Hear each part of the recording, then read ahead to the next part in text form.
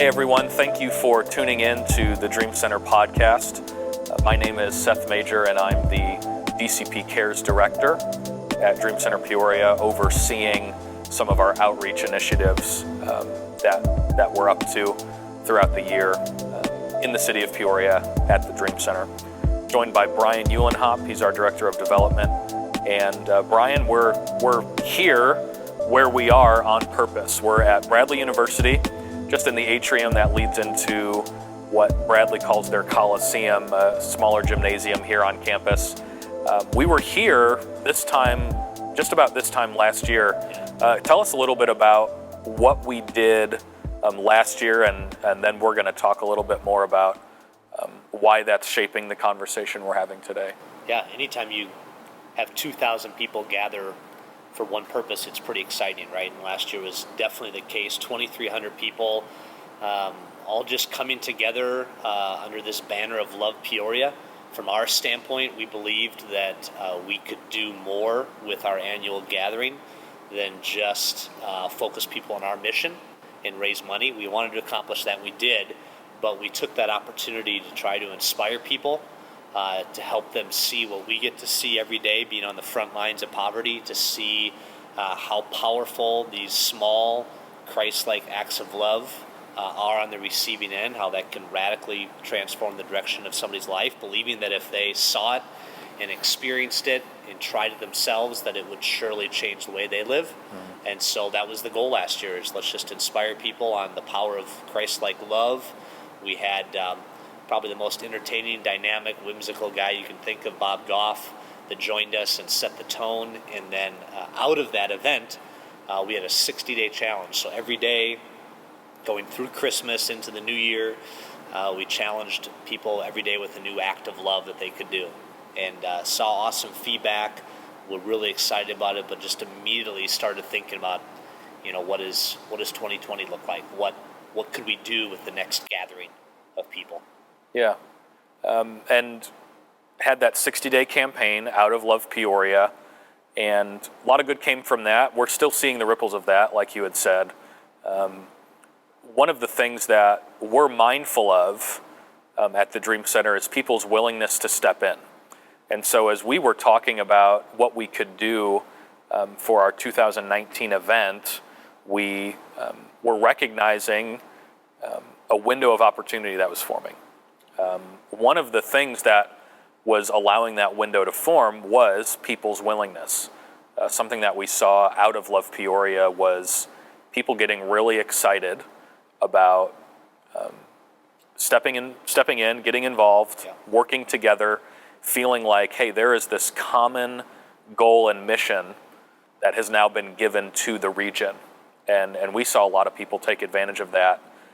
We're looking ahead to this October. October 21st is our year-end event here at Bradley Coliseum. Let's talk a little bit about the why behind this year. Yeah.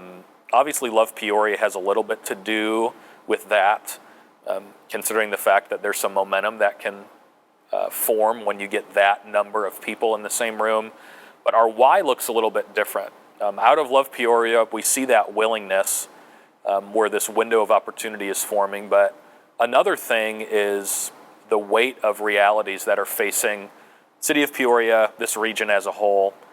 Could you speak a little bit to some of those realities, what we're seeing, and that's really shaping why we're getting together in October? Yeah, I mean, you don't need to go many days of watching the news or reading the paper to feel the pressure of current realities, right? Whether it's violence, whether it's our economic outlook, whether it's local in our backyard, whether it's the state, whether it's the nation, whether it's the world, right? There is this weight, and on one hand, we could be weighted down by it, which you can't help but happen, but as we just try to stand back and watch the region as a whole, we really see it as a God-given positive, right? That this weight, I think, is what's driving people's willingness to do stuff, right? We can no longer stand put, and we're seeing people's desire for God-given solutions to these weighty realities increase, and that's what's causing people to step up. I don't know what kind of groups our listeners are coming from, but if you look for it throughout the city, you can see small groups of people are stepping out, right? It is incredibly encouraging. People doing things that they would not normally do, that we probably wouldn't do if this weight wasn't over us, but we're doing it now. And that's really that window, as you talk about the weightiness, the desire for these old, big, God-given solutions, and then willingness to step out and act. That's kind of what's framed this year's event. We see that as an opportunity to have a really clear call to action. And so, is it okay to share what we're going to do? Absolutely, yeah. So this year, the event is going to be called Rooted, believing that the deeper we go, the more we're going to prosper and grow, and specifically the deeper we go in our streets, the more this city is going to prosper. And so what we're going to challenge people to do, and I don't want to give away all the details, come to the event, but we're going to challenge people to join a new neighboring ministry. It's going to be called Here for Good. And the main premise is going to be, let's go to our neighborhoods, let's go to the most neglected neighborhoods, and once a month, go to the same doors and knock and say, how can we help? Believing that it's going to be through the consistency of that relationships are going to form, trust is going to form over time, and in the context of that relationship and trust is how we're going to best meet the needs of our neighbors and how we're going to best share the gospel of Jesus. So that's what we're going to do this year's end of year gathering. And the excitement is definitely building for it. We're getting great response. Registrations are starting to come in, even from people who would say, man, I Love Peoria was easy, right? Who wouldn't want to pay for the cup of coffee in the person in front of them? But asking somebody to go and knock on a door in a neighborhood they don't live in is a little more intimidating. But what we're hearing is exactly what we would hope, is that because of the conditions right now, people would be willing to do something they wouldn't normally do. Yeah. And if they see 2,000 of their neighbors who they know have the same hesitation willing to step out, heck, maybe I'll do it. And so our belief, our dream, our goal, our vision is that from this we could get 500 to 800 to maybe 1,000 people that would commit to this once a month rhythm of going out into neighborhoods. And we think about the effect that would have, that critical mass could truly lift the bar, could truly move the needle on some of these stats that have been plaguing our city for a long time. We kicked off in your neighborhood, Yeah. in the North Valley, the near north side, kind of by the cathedral, kicked off there with our 50-person committee because that neighborhood so exemplifies what we're trying to do. It's down the street is Peoria School District's largest school. Mm-hmm. So that means in 5 years in that neighborhood, that small neighborhood, you've got 800 kids who in 5 years are going to enter a critical life event. They're either going to be entering high school, which is significant, or they're going to be entering the workforce. And think about what would happen to those 800 young people if for 5 years they had a positive influence. It's a game changer. Yeah. Employment, family structure, violence, all starts to move. So that's the why. Yeah, for sure. I'm looking forward to Rooted because what we hope to, the picture that we hope to paint that night is that there is all something that we should get involved in and consider. Yeah. We mentioned Here for Good and this call to action that plainly won't resonate with everyone. We believe that, however, we want everyone to be walking away challenged to ask themselves the question, what does it look like for me to start taking more ownership of the quality of the city that I live in, the region that I live in? You mentioned the neighborhood that I now live in, and right north of downtown, northeast of downtown, and there are people in that neighborhood, despite the headlines, despite some of the conditions you would see of people's homes and front yards, and those things that on the surface really distract us from perhaps what the true narrative is. The narrative I'm seeing is really a tipping point of which direction is this neighborhood going to go. There are people that I meet week in and week out that desperately care for the future of their neighborhood. Yeah, there's good stories in those neighborhoods, aren't there? There are people who already get it. There are people who are already living what we hope to see lived out by more and more people. And so we're approaching Rooted, we're approaching this new chapter, we believe, in our region's history where if we can, like you had said, raise the bar of perhaps our more weak areas, that the whole region benefits. Something that we're also going to be talking about is that the tools for this, we believe, already exist. So can you speak to a little bit about how we're not seeing the answer to a more positive future as the answer found in those groups of people going door to door, but what we're going to be pointing residents to? So can you speak a little bit about how we feel like the tools for improvement are already here and that there's not a wheel that's being reinvented? Yeah. Anytime we start talking about this and getting feedback, the first question is, what is that first conversation? You knock on the door, they give a need. What does it look like? Is Dream Center going to meet them all? Surely you can't handle the capacity.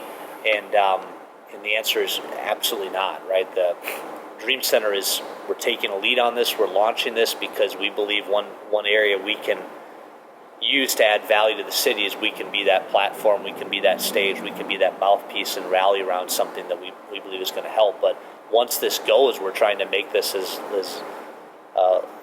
little about us as possible and more just put people capacity to meet most needs is already out there. Yeah. Right? There is no shortage of nonprofits who are boots on the ground, ready to go over the top. Doing great work right now. Absolutely. And one of the most frustrating things people say is, how do we connect the needs with the solutions? Yeah. And so we think that the biggest gap to doing that is trust. That as crazy as it might sound, or as crazy as it might look, to look at a family who's in seemingly a dire strait and to say, why would you not change, or why would you not allow your kid to go into a program that would clearly be good for him? Why would you not take advantage of a workforce program that's right down the road and it's going to double your salary, right? Why wouldn't you do that? The answer is that until there's somebody in their life that they can trust enough that will say, no, this is for your good, I'm going to walk with you through it, they're probably going to stay put. We're all like that, right? You don't convince me to try something new, to leave something behind and go a new direction unless it's somebody close in my life who's kind of nudging me to do it. So we hope to be that trust. Yeah. That's our main purpose. We're leaving a lot of room open for what this looks like, but we think that we're going to see early on a lot of opportunity to connect kids with programs that will help them. We see a lot of opportunity probably to connect people with jobs in job programs that already exist. That night, we're going to release a list of all of our mission partners so far, knowing that it'll grow. And this is a list of agencies that have said, we want to partner with this movement. And here are a list of needs that we're ready to meet that you might see in the neighborhoods. And most importantly, here's what you, a volunteer, the community, can do to help us meet the need. Yeah. For instance, Boys and Girls Club couldn't take another 100 kids unless they got more funding or volunteers. So Boys and Girls Club can do tutoring, and if a volunteer will volunteer 1 hour at a time, we can take 10 more kids. Yep. So we're really trying to put the information and all the information out in the volunteers' hands that we just recruited, and let them and the agencies work with it. If someone listening to this might be familiar with Dream Center's story as a whole, we're about a 17-year-old organization. We started in our earliest days an initiative called Adopt a Block, where we had people going door to door. They were going out once a week and collecting needs. At that time, the Dream Center was in its infancy stages. We didn't have ministries. We wanted to be sure that we were doing things that the surrounding neighbors needed in their lives. And a lot of who we are today is because of Adopt-A-Block 17 years ago. Reason why we still do Backpack Peoria every July, where we give away thousands of backpacks full of school supplies. It's a reason why we have a homeless shelter. It's a reason why we have an after-school program. This is going to look a little bit different simply because we are 17 years old. We find ourselves a little bit more rooted in the city, understanding different things that really do show improvement. And so we're going to be deploying people, like you had said, really leveraging relationships and consistency. Anything that we find ourselves celebrating at the Dream Center, that's what sparked it, is someone who went one-on-one with someone and they stood by their side. And I think that we would all resonate with anytime there was some real positive change in our own lives, it's because someone took the time to invest in us and they stuck by us. Right. And so we're going to hope to see some real positive things going from the Here for Good initiative launching in the spring of 2020, like we have been talking about. This all begins October 21st. So yeah, the timeline's great. We're launching, sharing the vision on October 21st, but then it gives us a good 3-month window to train, to onboard, to help people understand what that first door knock's going to look like, to help manage expectations. So it gives us a good window to be ready for that first door knocking. Absolutely. In March. Talking about the logistics of Rooted this year, October 21st, that's a Monday night, here once again at Bradley in their Coliseum. 6:30 p.m., we're starting things off. Can we talk a little bit about how someone can get their tickets? Yeah, absolutely. Dinner is included in the evening. Yeah, it's a really simple event. We're here to gather and to do something for the city, but we will have a simple box dinner. Tickets are only $25. We're trying to make this so that anybody can be part of it.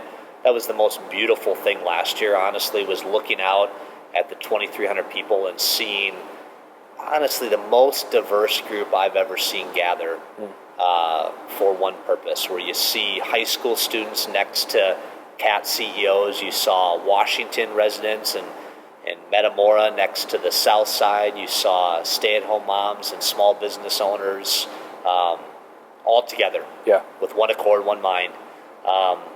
So that's the same format this year. We'll kick off the night with an update on Dream Center and taking an offering, but then very quickly we're going to move into this ministry and exactly the kind of conversation we've been having here. Why? Number one, really look into Scripture a little bit on what does that tell us as to why this is for the good of our city as well as for the good of us to live this way, and then talk details. What is it going to look like? Help answer some of those questions so that people feel comfortable saying, "Hey, I'll give this a shot." And then our goal is to walk away with a good group of people who are on board. People can buy tickets now. Our website, dreamcenterpeoria.org/rooted. And again, $25. Students are only $5. Yep. We had a lot of young people there last year. And that is high school. That's also college. Yep. Yep. And there's no, we're not carding people, so don't get too hung up on that. Yeah. We trust you. But that's a massive, there's a lot of capacity in our young people, and we need that at the table for the future of our region. So we want them there. Where we can really use help is if you'll say, "Man, I get this vision. I see why this is the next thing. I'll help by filling up 10 seats. I'll buy a section for $250, and I'm going to get my friends there." We know we don't have a big fancy speaker, believing that if we believe in the future of our city, then rather than spend time looking for an outside voice to bring in, let's really focus on our own voices here and lifting them up. So we don't have the draw of some speaker. We're counting on people listening here and others to invite their friends and fill this place up, knowing that something good will happen as a result. And this is an event that you want to be sitting next to people you're already living life with. Yeah. This is why we have sections of 10, is because we believe that this is a great event for groups to attend. Of course, studies, yeah, exactly. Church groups. Do you find yourself in any kind of group of people, a small group, a hobbyist group? It could be anything from your workplace, from a church you may attend. Group of employees who are friends. Yeah, this is for them, for groups of people. The whole theme of the night is not going alone in the future, so don't go alone to Rooted. Yeah. Make sure that you're bringing people with you. Like we had said, dreamcenterpeoria.org, right on our homepage, there's a big button you can click for more information about Rooted. Tickets can be purchased online. Any other final thoughts for? No, I always end by saying I am as excited about what's going to happen to this group that comes together as I am about the people we're going to go out and knock on doors. Yeah. Right? Scripture has a lot to say about unity and walking out together. And we really tried to, in addition to just thinking of the needs of the city, we tried to think of what's one thing that's big enough that we could all do together. There aren't many things like that we can all, as a city, as a region, do together, but this is big enough for that. Yeah. And so people will walk away changed, regardless of how much they get involved. This, we believe, is a defining moment for our area. So don't miss it. Come Monday night. It's going to be good. Yeah. As we've been saying, the time is now, the place is here. Place is here. Right? Yeah. October 21st. Yeah, excitement's building. We hope you can join us, but in the meantime, thank you for tuning in. We appreciate you listening. Please tell someone about Rooted, and hopefully you can join us as well. And don't ask them to buy a ticket. Just buy a ticket for them and say you're coming with me. Yep. That's right. $25. If you want to learn more about Rooted or Dream Center as a whole, dreamcenterpeoria.org is where you can find us. We're on social media as well. Thanks for tuning in, and you'll hear from us soon.